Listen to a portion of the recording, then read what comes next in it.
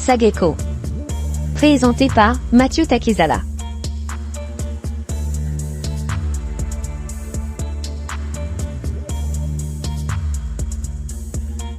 Spécial Auto Garage. Société de la maintenance automobile et de la distribution des pièces des rechanges et véhicules multimarques en République démocratique du Congo.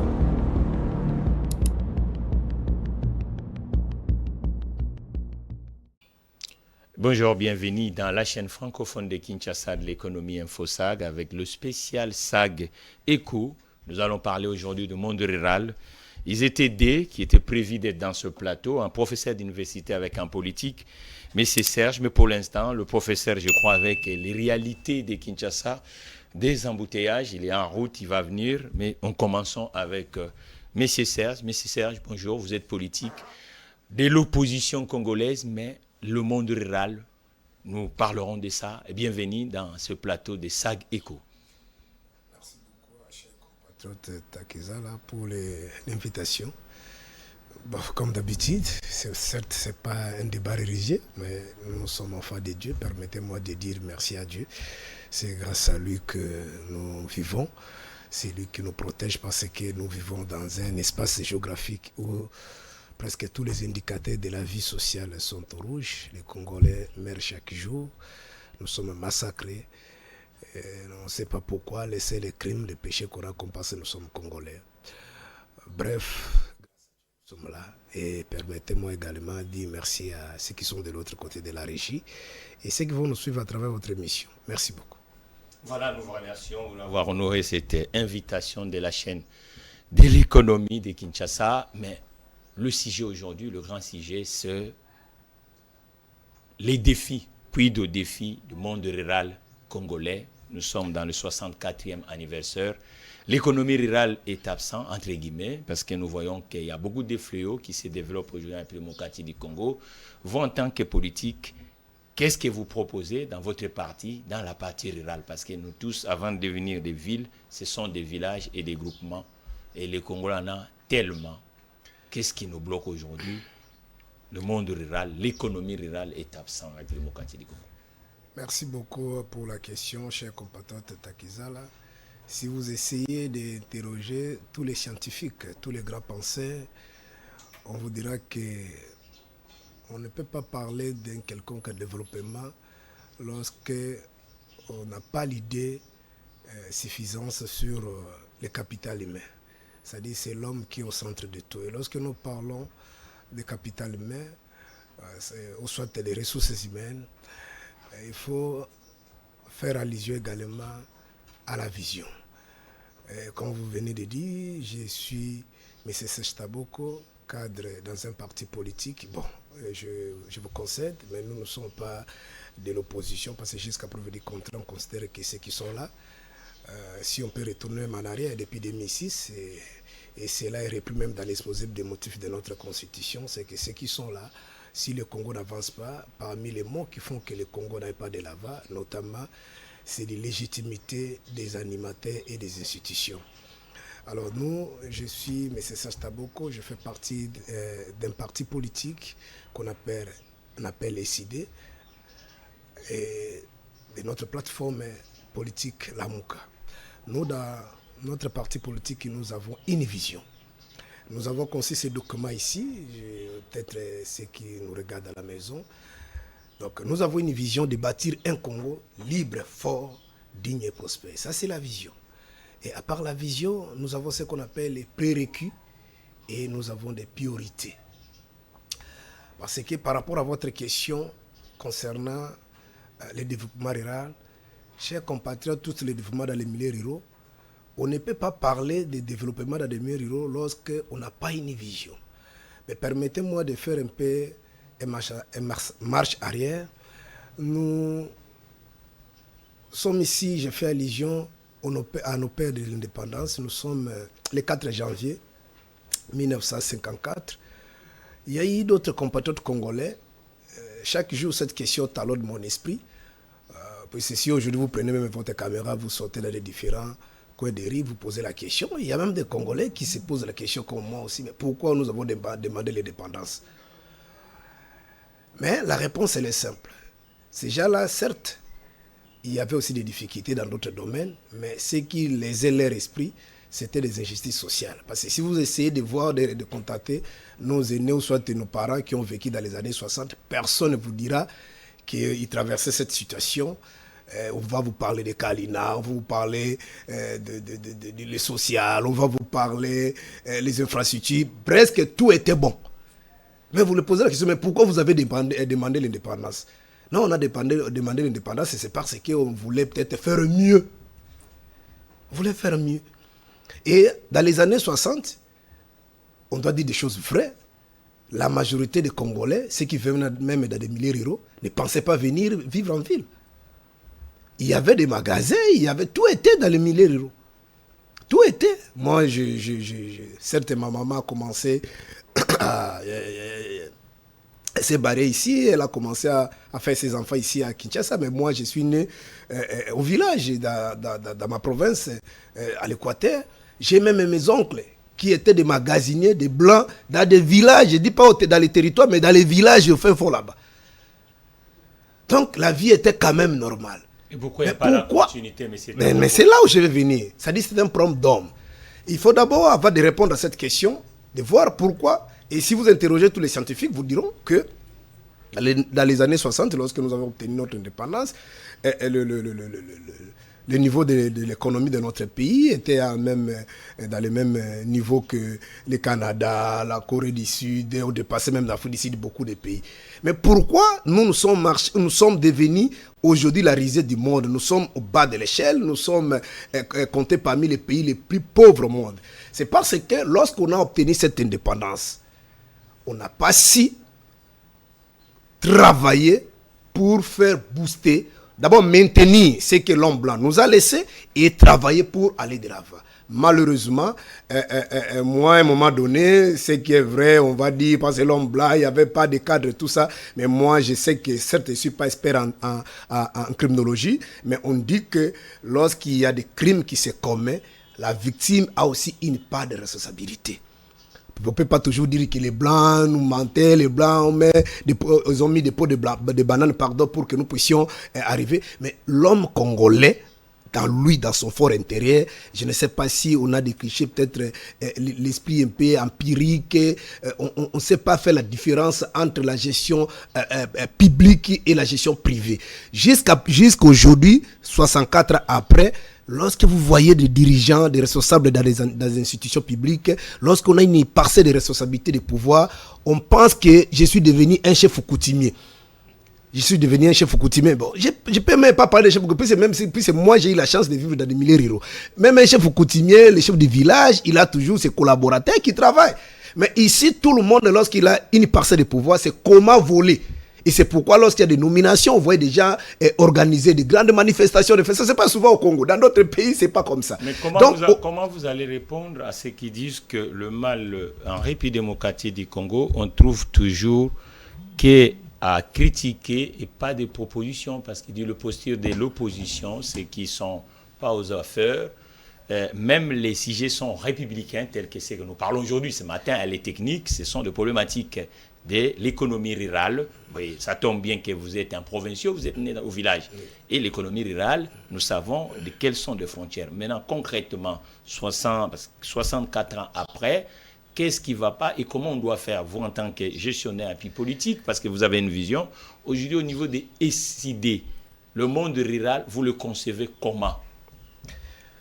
Merci, M. Takizala. Je crois que vous m'avez arraché la parole. J'allais juste atterrir parce qu'on ne pouvait pas commencer déjà à décrire pourquoi ça ne marche pas et donner des solutions si on ne touche pas la cause. Oui.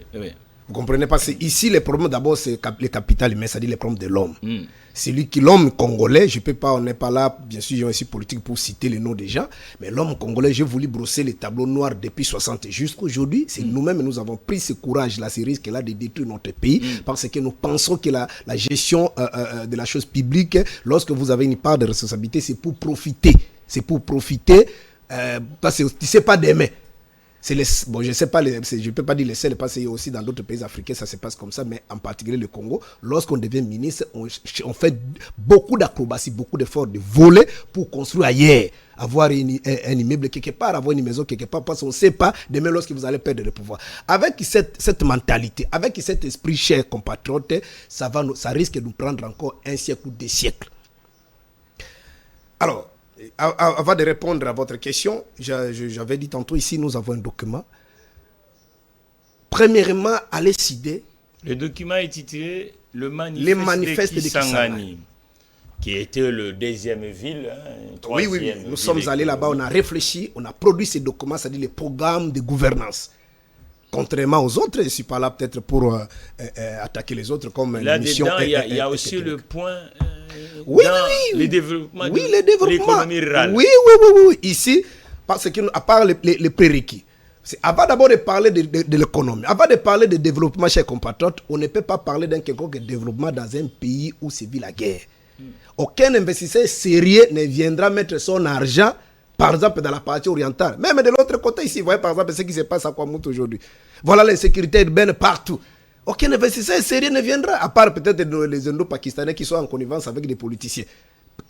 En dehors de ça, c'est pourquoi nous avons ce qu'on appelle des prérequis, notamment l'état de droit et la légitimité du pouvoir. C'est-à-dire remettre d'abord l'état de droit. Faire en sorte que les lois soient au-dessus de tous les citoyens.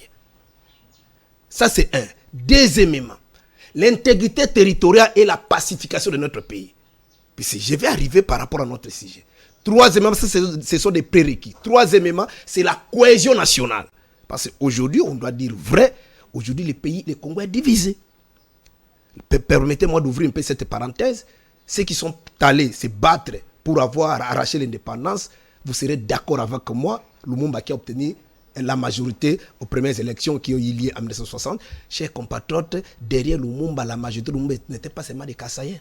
Même ceux qui organisaient des guerres, des rébellions après pour défendre Lumumba, vous serez d'accord, je peux citer notamment Musée Laurent Désiré Kabila, Kizenga, ce n'était pas des mêmes n'étaient pas des mêmes coins que Lumumba. C'est pour vous dire qu'ils étaient mis ensemble, ils étaient unis derrière une idéologie. Mais aujourd'hui, le Congo est divisé. Si je vois Takizala, regardez derrière Takizala son parti, si Takizala crée un parti politique, vous allez voir que derrière le parti de Takizala, c'est les gens de même coin. Et troisièmement, pour terminer, ça, ce sont les prérequis, c'est la gestion intègre. Ça dit une gestion intègre. Lorsque vous êtes dans un pays, permettez-moi pour peut-être, j'ouvre beaucoup de parenthèses, moi je suis chrétien. Nous avons décrit ici, surtout nos aînés qui disaient, si le pays est mal géré, parce que ce sont déjà des sciences occultes, demain lorsqu'on aura des chrétiens, certes nous sommes dans un état laïque, mais la majorité des Congolais sont des chrétiens, mais si vous essayez d'interroger les occultistes là qui gèrent en Occident partout, leurs salaires sont connus. Mais aujourd'hui, il y a des chrétiens qui vous dirigent, ils n'ont pas de salaire, leurs salaires ne sont pas connus. Si vous tentez d'interroger, de demander, on vous menace, vous voyez comme les caméras venaient de menacer ici. Ça, ce sont des prérequis. Et par rapport à votre question, nous avons maintenant des priorités. Dans les priorités, les points D, c'est l'agriculture et la lutte contre la misère alimentaire. De l'agriculture, ça fait partie des priorités pour notre projet de société. Demain, nous allons récupérer l'impérium, l'agriculture, c'est la priorité. Mais, chers compatriotes, on ne peut pas aussi parler de l'agriculture lorsque vous n'investissez pas, par exemple, dans l'infrastructure. Ça, c'est le point 4 parmi les priorités. Mais il faut avoir des routes, c'est-à-dire des voies de communication. Vous avez des gens qui travaillent, par exemple, dans la partie orientale, mais regardez le fleuve Congo. Un grand pays comme les nôtres, on n'a même pas de bateaux. La faute à qui? Mais c'est le capital humain. On n'a pas une vision. Certes, moi je ne peux pas par exemple s'attaquer à Mobutu parce que Mobutu n'avait pas un programme ou un projet de société qu'il a vendu, qu'il a été élu. Mobutu a fait un coup d'État. Je ne peux pas par exemple condamner Mouzé avec son enfant qu'on nous a mené ici, Joseph Kabila. Il n'avait pas une vision, ils ont pris les armes. Mais nous allons condamner M. Félix Tshisekedi. Il faut l'attaquer, il faut le condamner, il faut vraiment s'acharner sur lui parce qu'ils nous ont... Aujourd'hui, le peuple congolais désillusionné. Pourquoi? Parce qu'ils nous ont dit que Mobutu a géré mal le pays. La Fidèle est venue, ils ont mal géré le pays. Mais vous êtes arrivé aux affaires. Quelle était votre vision? Certes, papa, c'est ce que nous a parlé, le peuple d'abord, c'était un slogan. Qu'est-ce qui vous diffère du point de vue de l'économie rurale et vos adversaires politiques? Vous proposez quoi et ils proposent C'est ce que quoi? nous sommes en train de proposer, permettez-moi, pour terminer d'abord par rapport à la vision, c'est-à-dire ceux qui sont aujourd'hui n'ont pas une vision. C'est-à-dire ils sont dans la continuité, comme Mobutu disait à l'époque, c'était des aigris. Parce que si ce n'était pas des aigris, ils en voulaient à ceux qui étaient aux affaires. Si ce n'était pas des aigris, ils avaient un projet de société, une vision. Aujourd'hui, vous avez les mallettes du pouvoir, c'est-à-dire vous mettez en musique votre projet de société et aujourd'hui, vous serez peut-être étonné. Moi, nous sommes des politiques, nous sommes sur terrain. Moi, je ne soutiendrai jamais Joseph Kabila, mais allez à la cité, il y a même ceux qui regrettent pourquoi Kabila est parti. Vous comprenez? Alors, nous avons une vision, nous avons un programme. D'abord, on ne peut pas... Parce qu'aujourd'hui, il y a un autre fait, l'exode rural. Mais pourquoi tous les paysans? Pourquoi tous les agriculteurs? Pourquoi tous ceux qui sont dans les secteurs ruraux?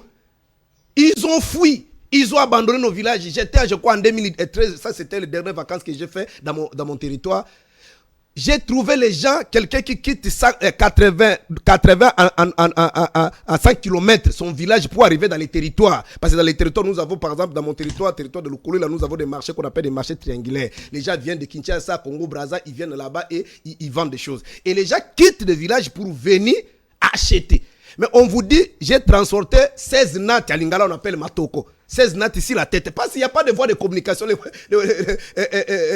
Toutes les routes laissées par les Belges sont détruites.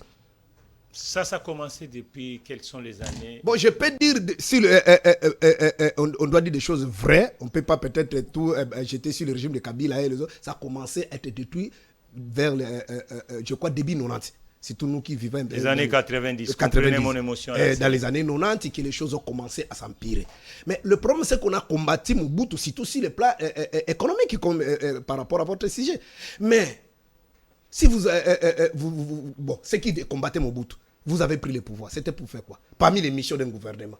Je vous ai demandé, notamment de corriger les erreurs. Dans la question de l'économie rurale ou l'économie agricole, entre le parti que vous représentez dans ce plateau et ceux qui sont aujourd'hui au pouvoir, quelle est la différence? Vous proposez quoi et ils proposent quoi? Parce qu'en arrivant, ils ont mis par exemple le plan, ils disent, ils ont un plan de développement de 145 territoires. Aujourd'hui, dès même mercredi, la première ministre, Mme Souminoua, qui est un confrère économiste, sera au niveau de Kananga pour la route de Kalambarambouji. C'est-à-dire que c'est une route, un grand acteur qui vient de Chikapa, qui traverse même en allant vers l'Angola. C'est-à-dire que du côté agricole, ils ont des programmes aussi, ils ont mis ici pour l'agriculture. Et bien, en relançant aussi le programme que Mundi avait laissé ici, le service national. Nous voyons que là-dedans, on appelle les enfants, les bâtisseurs à Kanyambaka CC. Il y en a même à l'Antélé ici. On voit qu'il y en a qui bâtissent même des bancs pour les universités, les écoles. Maintenant, vous, de votre côté, SID, avec votre coalition des groupements de cette plateforme, la MOUCA, du point de vue de l'économie rurale, qu'est-ce que vous proposez concrètement? Je crois que ce que je vais énumérer ici, chers compatriotes, ce sont des fondamentaux. Donc, on ne peut pas parler d'une quelconque économie rurale sans au préalable parler des infrastructures. Parce que là, si jusqu'à preuve du contraire, bien sûr, il y a un peu l'exode rural qui monte en puissance, mais néanmoins, nous avons aussi nos compatriotes qui sont dans les milieux ruraux. C'est pourquoi je tentais de vous donner cet exemple ici, qu'en 2013, je suis allé là-bas. Heureusement, avec l'honnêteté scientifique. Avec 16, je vais revenir, parce que tout ce que vous venez d'énumérer par rapport au régime de M. Tshisekedi, ce sont des incantations, c'est du cosmétique. Ils sont là, ils sont pas arrivés aujourd'hui au pouvoir. Aujourd'hui, c'est la 6e année. Le projet ici, c'est de 145 territoires là, c'est de la chimère. Est-ce qu'il y a l'impact? Est-ce que la population vraiment vit la réalité, cette réalité? Vous comprenez? Est-ce que la population vit cette réalité? Donc, moi, en dehors de ça, je suis un homme de Dieu. Si aujourd'hui, il y a de bonnes choses qui se réalisent sous le régime de M. Félix, même si nous, on venait peut-être balayer, dire qu'il faut penser qu'on est opposant, selon la réalité de notre pays, quand on est opposant, on botte en touche et tout. Mais Mobutu, par exemple, en 65, il n'a pas gagné les élections. Mais l'enjeu à l'époque, c'était quoi? C'était le pays était divisé, il y avait l'insécurité, les sécessions partout. Lorsqu'il a réunifié le pays, et s'il y avait d'autres Congolais ou Zaïrois de l'époque qui étaient venus dire que non, Mobutu, tu n'as rien fait, on a commencé à danser. Donc aujourd'hui, si par exemple, le fameux projet des 145 territoires que vous parlez, est-ce que par exemple, parlons de maïs, est-ce que ça va demander une année? Est-ce que nous aurons encore déboursé de l'argent par des ministres pour aller chercher des maïs ailleurs? C'est pour dire que c'est de la chimère, c'est n'importe quoi. Vous comprenez? Or, nous avons des espaces, nous avons plus de 80 millions de terres arables. Donc, tout ça, c'est de la poudre aux yeux. Alors, nous parlons de ce qui est vrai. Il faut d'abord poser les bases. Les bases, c'est les fondamentaux. D'abord, avant d'abord des fondamentaux, comme j'ai parlé des infrastructures, ainsi de suite, mais il faut d'abord investir dans l'homme. Investir dans l'homme. Mais la manière dont nous voyons nos amis, c'est tout ce qui me fait mal. Comme je venais tantôt d'épargner Mobutu et le régime de l'AFD, parce qu'on n'était pas avec ces gens-là ici, ils ont pris des armes, ils nous ont dit tout ce qu'ils ont dit là, Mobutu a mal géré, on a pris des armes pour vous libérer. Malheureusement, ils sont venus ici incapables de faire mieux que Mobutu. Mais les amis de l'IDP, on était avec eux. Tout ce que nous sommes en train de décrire ici, si vous essayez de visualiser par exemple si tout est chez votre confrère Top Congo Christian. Mais Félix disait, chaque jour quand je sors dans ma voiture, je vois des embouteillages, je vois comment des Congolais souffrent, comment des Congolais marchent, tout ça. J'ai des larmes aux yeux, des images existent. Mais hier, je vous en prie, le président Martin Fayulu a fait un discours éloquent le 30 juin. Et je vois Kabouya qui veut balayer, il dit, Fayulu ne peut pas parler du social, de développement, parce que le pays est en guerre. Ah, le pays est en guerre, en même temps vous détournez de 300 millions c'est quoi cette histoire? Donc, chers compatriotes, il faut d'abord investir dans l'homme. Tant qu'on n'aura pas des hommes compétents, on n'aura pas des hommes, c'est-à-dire, dans un autre langage, le changement de mentalité. Parce que ici, c'est un système mis en place, un système de prédation. Certes, ça n'a pas commencé par des Congolais en 1960, ça a commencé par l'homme blanc, les colons. Les colons avaient mis en place le système de prédation des ressources. Mais en dehors de ce système de prédation des ressources, l'homme blanc, c'est Léopold dès qui nous a construit toutes les routes, les rails, et ainsi de suite. Les Belges en 68, ils sont venus, ils ont construit quelques infrastructures. Allez, faites le tour. Moi, je suis de village. Allez dans des milliers ruraux, vous allez voir des bureaux des administrateurs du territoire. Ce sont des anciens bureaux, des anciens bâtiments laissés par des colons. Mais c'est pour cela que votre adversaire a pensé qu'il fallait réhabiliter le monde rural penser, c'est une idée. Un plan qu'on appelle PEDEL 145 en politique, c'est une vision. En politique, c'est une vision. Donc, lorsque en démocratie, vous avez maintenant les pouvoirs, on transforme la vision en vision programme ou en programme de gestion et avec des objectifs, les objectifs en court terme, à moyen terme, à long terme.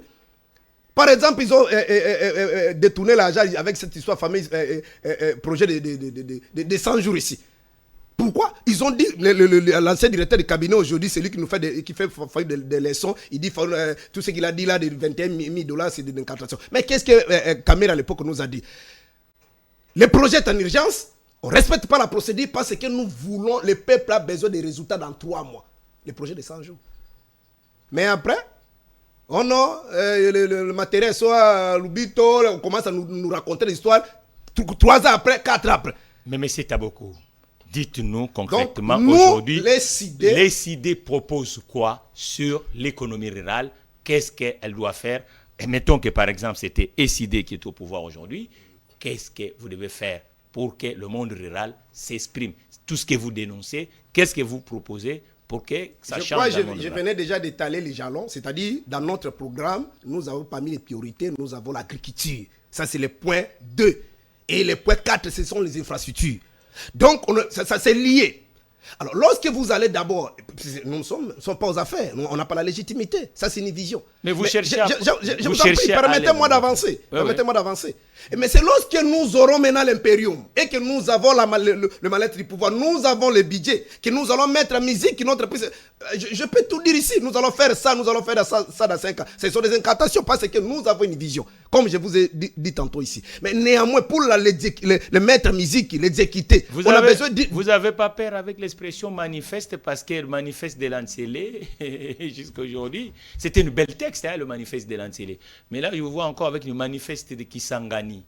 Et c'était déjà un acronyme que les Congolais ont écouté. Hein. Je vous en prie, cher compatriote Takiza, je sais que vous êtes un intellectuel de haute facture. Fayoulou, c'est un homme sérieux et c'est un homme des affaires. Il a travaillé dans les secteurs privés. Il a montré ses capacités jusqu'aujourd'hui. Même là où il habite, je crois Félix, il ne va pas me contredire les autres. Lorsqu'il est Kimbuta, lorsqu'ils avaient des manifestations, ils partaient là-bas et l'hôtel là jusqu'aujourd'hui continue. Vous comprenez? C'est-à-dire, c'est un manager. En dehors de ça, ce que nous sommes en train de parler ici, c'est pour l'intérêt de la nation. Vous comprenez? Donc, nous avons une vision. Par exemple, lorsque je vais, par exemple, à énumérer, ici, on va dire c'est de n'importe quoi, ils parlent parce qu'ils s'opposent à faire. Nous, par exemple, comme je vous ai dit, dans les prérequis, nous en avons 4. On a parlé de la sécurité. Je vous ai dit, on ne peut pas parler d'un quelconque développement s'il n'y a pas de sécurité. Et qu'est-ce que nous, on pensait, à part la vision? On pensait qu'un militaire congolais puisse avoir au moins $500. Ça, c'est le militaire le plus bas, $500. Après, tous les militaires n'ont pas les mêmes grades. Mais pourquoi aujourd'hui on n'arrive pas à le payer $500? Et vous, quand vous allez arriver, vous allez faire comment pour que vous puissiez payer $500? Mais je vous ai expliqué, peut-être pas souffrir, c'est un problème d'un système de prédation. C'est un système de prédation. On peut voler l'argent. C'est noir et si blanc, c'est clair. Par exemple, je te donne un exemple concret. Cette histoire ici de lampadaire ici. Est-ce que lorsque vous payez votre facture, vous ne voyez pas que dans votre facture là, il y a un point là qu'on a indiqué éclairage public. Oh, on paye cet argent de facture d'électricité où? À la SNEL. Vous êtes d'accord avec moi qu'à la SNEL, il y a des experts déjà qui sont formés, rodés pour l'éclairage public. Mais pourquoi on va chercher un groupe de gens qui ne maîtrisent même pas les domaines? On nous dit qu'ils ont leur société, si c'est à Willery là-bas, et on part là-bas, c'est un dépôt qu'on dépose si c'est les véhicules. Vous comprenez? Et lorsqu'on dépose cet argent, le ministre de la Finance vous dit qu'il a mis cet argent dans les comptes de l'hôtel de ville. Le gouverneur sort, il passe, je crois, c'est si Top Congo dans d'autres médias, il dit, nous, on n'a jamais vu cet argent. Comment on peut déposer l'argent dans les comptes de l'hôtel de ville et que le numéro 1, c'est-à-dire l'exécutif de la ville, n'est pas informé? Est-ce que vous comprenez? C'est une façon de détourner. Aujourd'hui, par exemple, le projet de forage. Et un forage, c'est $290 000 et $300 000. Je vous dis aujourd'hui, pour faire un forage de bonne qualité, si c'est cher, c'est $10 000. Ça, c'est un forage de bonne qualité. Et par exemple, dans la profondeur peut-être au-delà de 100 mètres. Mais des forages qu'on fait de 45 mètres ici à Salongo partout. Même avec $4 000, tu fais le forage. Je connais même dans notre milieu, on fait des forages de $2 000. À Kalam aussi, de 2 000 et quelques dollars. Mais comment on peut faire un forage de $300 000? Et aujourd'hui, le monsieur, il est malade, il est parti. Alors, pour vous dire que c'est un système de prédation, ce n'est pas un problème d'argent, le Congo ne manque pas l'argent. Notre compatriote Félix Tshisekedi, sur qui on s'est bâti hier, quand nous fûmes encore tous ensemble avec lui à l'opposition. Souvenez-vous le dernier discours de Félix Tshisekedi, quand il était encore à l'opposition, je crois que c'était si triomphant. Qu'est-ce que Félix il dit? Nous sommes mis, c'est le jour où il a avalé le Mondo. Nous sommes mis ici, nous sommes venus ici pour se mettre ensemble parce que les pays étaient désarticulés. Lorsque nous allons chasser ces gens ici, on doit se mettre ensemble, faire des réformes consensuelles, organiser notre pays, retourner même les systèmes de détour pour construire notre pays. Mais quand il fait ces histoires-là qu'on a fait avec Kabila, qui connaît, il a oublié que c'était des arrangements. Votre manifeste, votre projet de société a été chiffré comment pour ce monde du secteur agricole? Parce que normalement, un programme de gouvernance, elle doit être chiffrée. Et quelles sont des réformes que vous allez apporter en priorité pour que ce monde rural revienne comme dans les années 55? Merci beaucoup, chers compatriotes. Je vous ai dit d'abord, ce qui est important, c'est le capital humain. Parce qu'on peut vous envoyer des millions, on peut vous donner comme aujourd'hui, ils ont des millions, mais les millions sont détournés. Alors nous, dans ces programmes, dans les priorités, parmi les priorités, dans les secteurs, par exemple, de l'agriculture, parce qu'on sait qu'un grand pays comme le Congo ne peut pas aller quémander, ne peut pas attendre. Aujourd'hui, par exemple, prenons l'hypothèse, comme on nous parle encore, cette histoire, cette maladie de Covid-19 qui revient encore. Et si on ferme des frontières, mais nous allons tous mourir ici. Donc, on a une vision, mais la vision est accompagnée toujours par un budget. Alors, comme on n'a pas encore l'impérium, je ne peux pas m'hasarder, commencer à vous décrire tous les montants que nous avons mis de côté, parce qu'on risque de dire seulement qu'il est en train de raconter des histoires. Mais pour nous, c'est parmi les priorités, je vous ai dit ici, c'est les priorités. Parce que nous avons des prérequis, c'est-à-dire ce qu'on doit d'abord faire, et nous avons ce qu'on appelle les 6 priorités. C'est la priorité des priorités. C'est la priorité, l'agriculture, c'est la priorité. Comme nous avons les terres disponibles, Et commencer d'abord, avant d'abord d'attendre des investisseurs peut-être internationaux, soit noués des accords avec la Fonds monétaire internationale, la Banque mondiale pour venir aider, parce que le Congo, si on peut vous parler par exemple le problème de budget, comme le fameux gouvernement de Madame Judith venait de balancer ici de 18 milliards Madame la Première ministre. Oui, Madame la Première ministre, 18 milliards. Certes, le budget, ce sont des prévisions. Mais qu'est-ce qui vous dit que tout ça, ça va se réaliser? Peut-être il faut attendre la réduction des comptes. Mais Mandela disait, vous savez, en politique, on dit que celui qui vous précède prépare votre lit. Donc aujourd'hui, vous devez souhaiter que ceux qui sont aux affaires fassent des choses d'une façon... Parce qu'il travaillera pour celui qui va le remplacer. Je vous en prie. La continuité de l'État oblige ça, monsieur. Bon, c'est pas important de vous rappeler, mais je sais que comme vous avez eu beaucoup d'États de rester à l'extérieur du pays, peut-être vous êtes formaté, vous pensez que le Congo c'est comme la France. Ici, nous sommes dans une jungle. Ça, c'est la réalité. Ici, nous sommes dans... Ne pensez pas que tous ceux qui sont dans les ministères là, ils sont incapables. Nous avons des hommes, par exemple, permettez-moi peut-être de citer son nom, je n'ai pas l'habitude, la dame comme Maman Eb Bazaïba. Quand elle fait encore l'opposition, elle fait un modèle pour moi. Laisse-moi te dire, c'est une dame compétente, mais depuis qu'elle est là. Donc le problème, c'est, ça dit, il faut avoir d'abord l'impérium. Donc nous avons, le tout a été budgétisé. Mais on ne peut pas continuer à parler, comme je vous ai dit tantôt ici, pour peut-être les militaires, ainsi de suite, un budget colossal que nous avons. Mais nous ne sommes pas aux affaires. Même lorsque nous allons dire, qu'est-ce qu'ils vont... Et vous avez parlé encore des problèmes de proposition. Mais c'est parmi les seuls partis dans notre pays qui propose toujours. C'est pas comme le cas de l'île de Pèse, parce que l'île de Pèse à l'époque, paix à son âme, c'est quelqu'un aussi que j'ai soutenu d'une certaine mesure. Papa, tu sais, c'est que malgré que l'homme ne manque pas ses imperfections, mais j'ai soutenu ses combats. Mais l'île de Pèse ne proposait pas. Nous, depuis 2019, nous avons toujours proposé.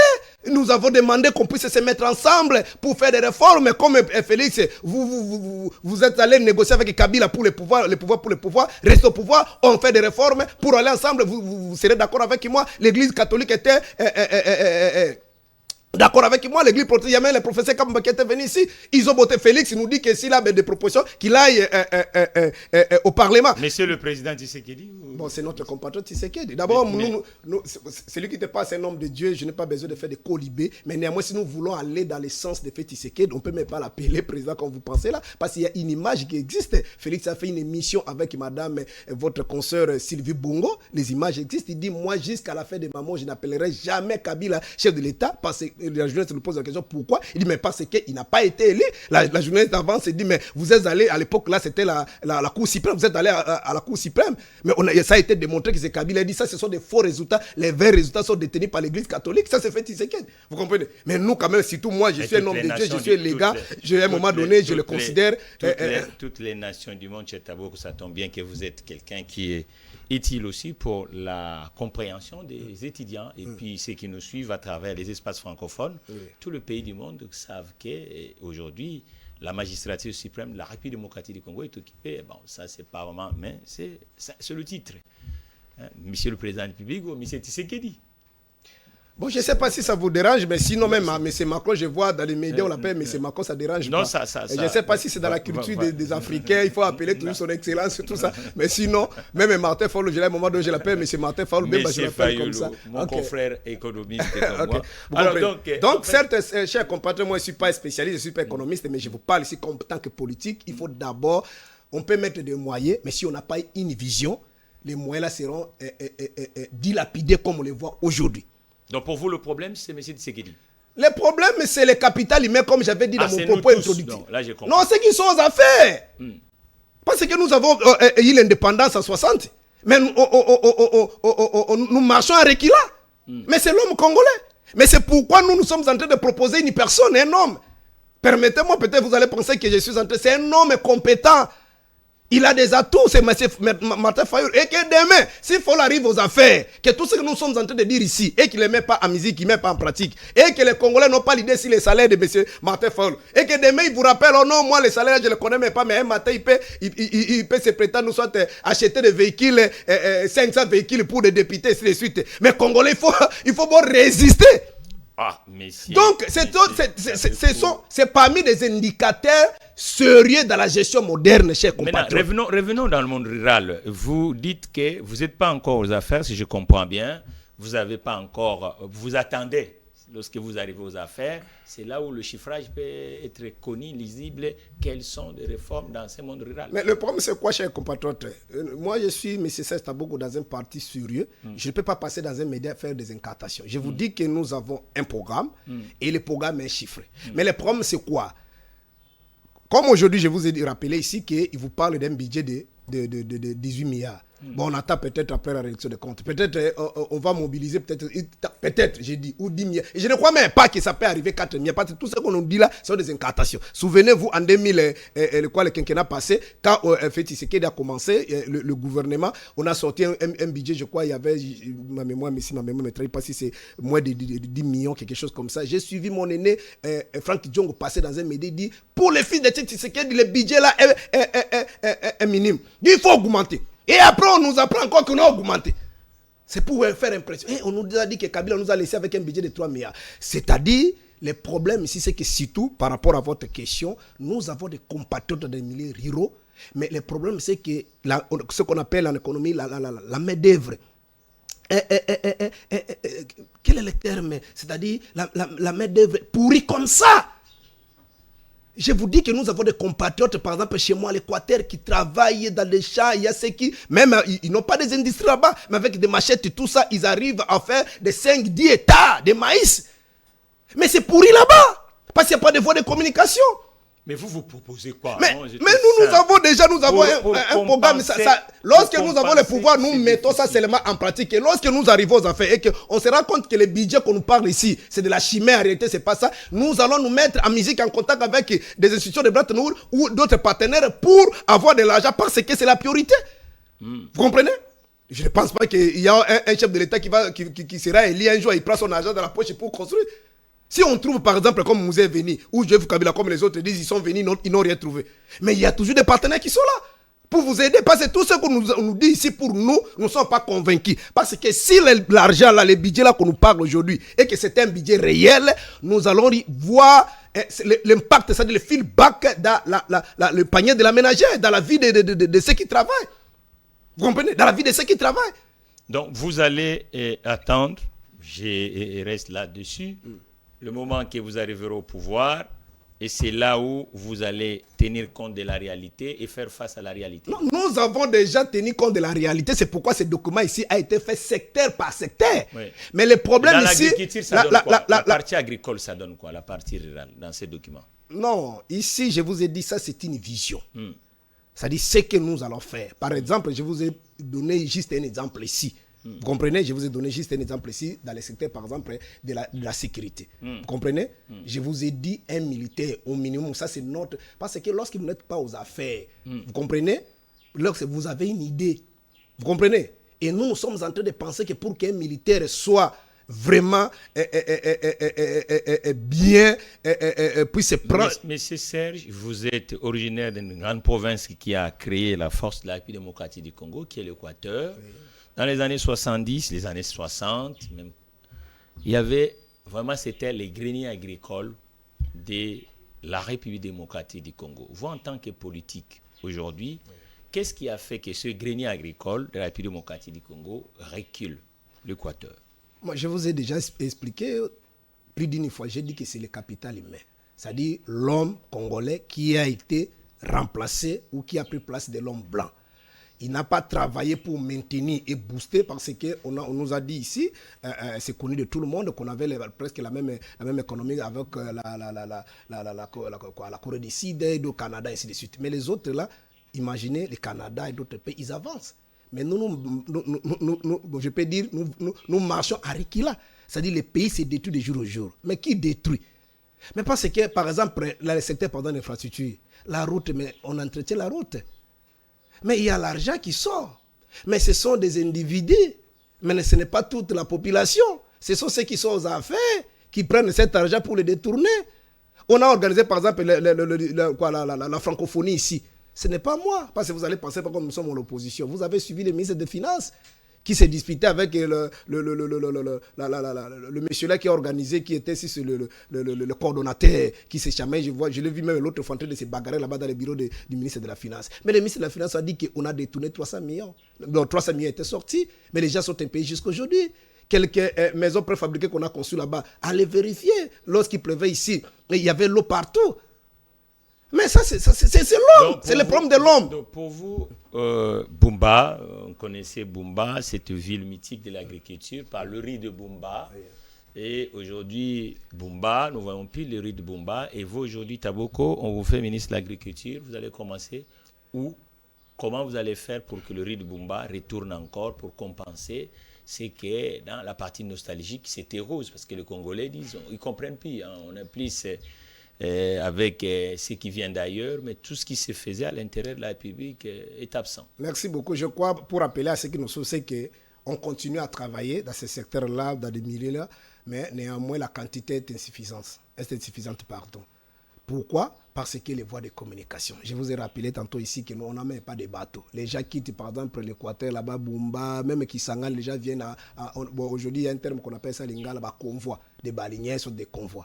Et allez, prenez votre caméra un jour, allez même à Maluku, puis c'est chaque mardi, ils arrivent là, et vous aurez des larmes dans vos yeux, frères, chers compatriotes. Même au Congo-Brazzaville, ici, les gens ne voyagent pas comme ça. Un grand pays comme le Congo. Et voies de communication routière, là, c'est encore compliqué. Maintenant, quand on fait les champs, on fait pourquoi? C'est pour manger. Maintenant, Serge Taboko, demain, aux affaires, nous avons déjà un programme. Alors, dans les programmes, qu'est-ce qu'on fait? On regarde parce que tu peux avoir les programmes. Les programmes peuvent être conçus, créés même à Sorbonne. Mais si on n'a pas l'argent, ça va rester dans les tiroirs. Alors, il faut voir dans le secteur ce qui a été prévu. Mais ce qu'on va mettre à votre disposition, parce que le prévision, c'est autre chose. On dit, par exemple, le secteur de l'agriculture, comme aujourd'hui, on pense, par exemple, 2 milliards. Mais 2 milliards, c'est dans l'exécution, c'est ce qui va se réaliser. Mais ce qu'on va exécuter, on va vous donner. Si on voit qu'on constate que c'est insuffisant, parce qu'il faut d'abord commencer par le désenclavement, c'est-à-dire dans le secteur des voies de communication. Vous comprenez? Pour permettre que même ceux qui travaillent jusqu'au preuve du contraire, ceux qui travaillent, qui commencent, qui prennent quand même ces lix-là, pardon, de couler leur matière, leurs biens dans des milliers de ventes. Alors, il faut commencer par d'abord des voies de communication. À part voies de communication. D'abord, quand vous créez des voies de communication, vous venez par exemple à un autre point, c'est l'électricité, l'eau potable et l'électricité. Lorsque les milliers seront électrifiés et qu'on va mettre l'eau, mais tous les investisseurs sérieux viendront. Et en dehors de ça, il ne faut pas oublier la sécurité.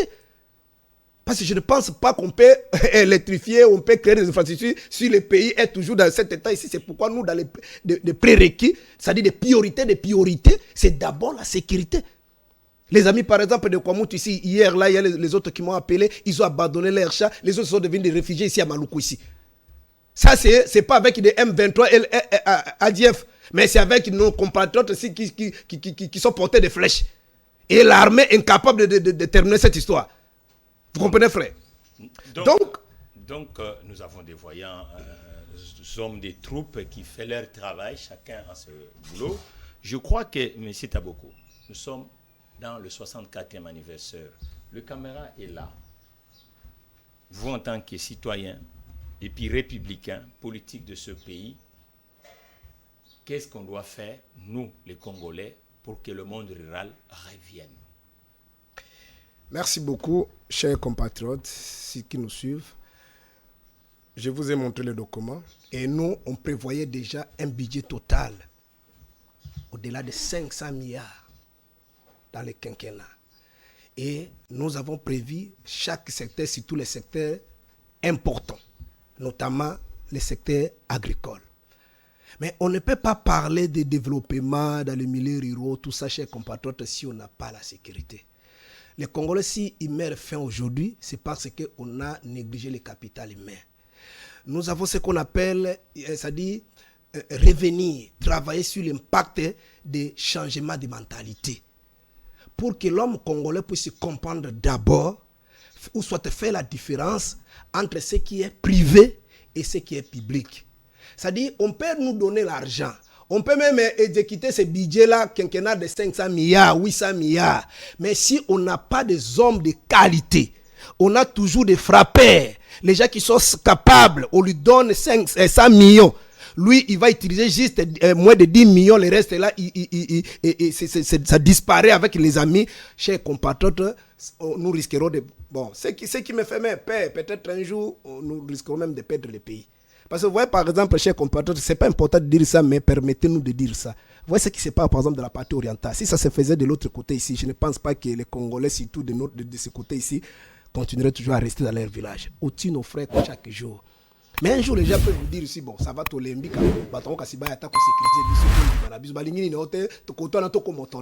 c'est ce qui peut arriver. Mais il faut encourager nos amis là. Mais il y a d'autres compatriotes congolais qui entrent, qui partent dans des groupes armés. Mais le nœud du problème, c'est la misère, c'est l'économie. Parce qu'on sait que si vous continuez à rester comme ça, tu vas mourir. Mais si vous vous intégrez les groupes rebelles, tu vas t'en sortir. Ici, on doit retourner. Et si peut-être on aura une proposition, comme le président Martin Fayulu venait de le dire le 30 juin, nous, on n'a pas besoin de partage d'un gâteau. On sait comment, après la sortie du gouvernement, comment les gens sont ficelés. Parce que ils ont, et les autres, j'étais hier même dans une autre émission avec l'aide de, bon, je ne peux pas citer le nom ici. Il dit, nous, dans notre regroupement, on a pris de 40 quelques députés, mais juste des petits ministères. Vous avez suivi votre ancien confrère Eliezer. Je l'ai suivi même avant hier, là, si Top Congo en train de pleurer. Nous nous sommes battus, on a mouillé les maillots. Mais ce sont déjà des Kabila hier qu'on combattait. Ce sont eux qui sont bénéficiaires. Donc, nous, on n'a pas besoin de partage de gâteaux. On a besoin de l'unité nationale parce que le pays court un danger, un grand danger. Mobutu, quand cette histoire de l'AFDEL a commencé, il avait toujours un cœur incrédule. Pourquoi? Parce que les collaborateurs lui promettaient non, il n'y a rien. Et vous serez d'accord avec moi, même le jour où Mobutu prenait l'avion pour fuir, Kinke Mulumba, son ministre de la Communication, nous a dit que non, Mobutu est allé rendre visite à son frère Yadema. C'est-à-dire qu'on a des grands manipulateurs, des cochards, on a des renards qui voient que les intérêts. Mais mettons-nous ensemble. Faisons des réformes consensuelles. Nous vous remercions, cher Serge Tabuko, d'avoir honoré cette invitation de la chaîne d'économie de Kinshasa, InfoSag. Nous remercions aussi l'équipe technique qui était derrière les machines et les caméras. Et puis, nous ne manquerons pas à remercier tous les internautes de l'espace francophone et même dans l'intérieur de la République démocratique du Congo qui nous suivent à travers leurs téléphones et les ordinateurs. Quant à moi, c'est la prochaine numéro des SAG Echo. InfoSag. Première chaîne des entrepreneurs et investisseurs en République démocratique du Congo.